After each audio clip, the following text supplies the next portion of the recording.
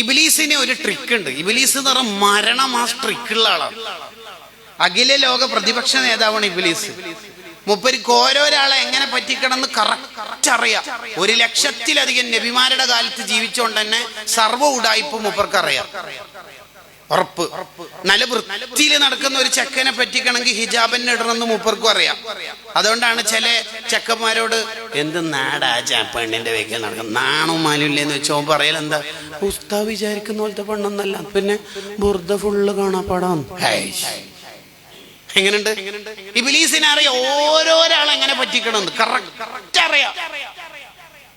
അപ്പൊ ചില ബിസിനസ്സുകാര് ചില ഉസ്താമാരെ വീഴ്ത്തലെങ്ങനെ, ഷെയർ ബിസിനസ്സിൽ, കള്ള ബിസിനസ്സിൽ, ഉസ്താദ് പിന്നെ ഒരു ബിസിനസ് തുടങ്ങുന്നുണ്ട്, ഉസ്താദിനെ പോലത്തെ വിശ്വാസമുള്ള ഒരാളെ കിട്ടണോ?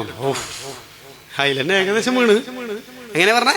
ഉസ്താദിനെ പോലത്തെ വിശ്വാസമുള്ള ഒരാളെ കിട്ടണം.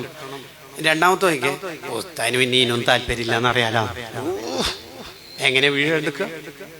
ഓരോ ക്യാപ്സൂളും മൂപ്പർക്ക് നന്നായിട്ട് അറിയാം. ഒരിക്കൽ മുആവിയ റളിയല്ലാഹു സുബി ബാങ്ക് കൊടുത്തിട്ട് ഉറങ്ങിപ്പോയപ്പോൾ മുആവിയ റളിയല്ലാഹുവിനെ ഇബ്ലീസ് വിളിച്ചു. അസീദത്തു ശുഹദയിലുണ്ട്, ഫീ ഖസീദത്ത് ശർഹി ഖസീദത്തുൽ ബുർദയിൽ ഖർബൂത്തി ഇമാമിന്റെ. എണീക്കുക, ഖും യാ മുആവിയ ഖദ് ഖാമത്തിസ് സ്വലാത്ത്. എണീക്കുക. മുആവിയ റളിയല്ലാഹു ഇങ്ങനെ നോക്കിയപ്പോൾ, അല്ലടാ നീ ഇബ്ലീസ് അല്ലേ? അതെ. എന്തെന്നെ വിളിക്കണത്? അത് പണ്ടൊരിക്കൽ നിങ്ങൾ ബാങ്ക് കൊടുത്തിട്ട് ഉറങ്ങിപ്പോയപ്പോൾ ജമാഅത്ത് മിസ്സായി. അന്നേരം നിങ്ങൾ ഒറ്റയ്ക്ക് നിസ്കരിച്ചിട്ട് കുറേ കരഞ്ഞു. ആ കരച്ചിലിന്റെ കടുപ്പം കൊണ്ട് അള്ളാഹ്ക്ക് നിങ്ങളോട് ഖേദായി. അന്ന് നിങ്ങൾക്ക് ഏടിൽ 1000കണക്കിന് നിസ്കാരത്തിന്റെ കൂലിയാണ് അന്ന് എഴുതി വെച്ചേക്കുന്നത്. അതേപോലെ ആറ്റ് ഇന്ന് കരഞ്ഞിട്ട് 1000കണക്കിന് നിസ്കാരത്തിന്റെ കൂലി അങ്ങ് സഹിക്കൂല. 20 ഇരട്ടി മുറ്റുപേ നിസ്കരിച്ചിട്ടുണ്ട്. ഇതാണ് മൂപ്പർക്ക് അറിയാം ഓരോരാളെ എങ്ങനെ പറ്റിക്കണം എന്ന് മൂപ്പർക്കറിയാം. ഓരോരാളെ എങ്ങനെ പറ്റിക്കണം അതിൽ നമ്മൾ പെടരുത്.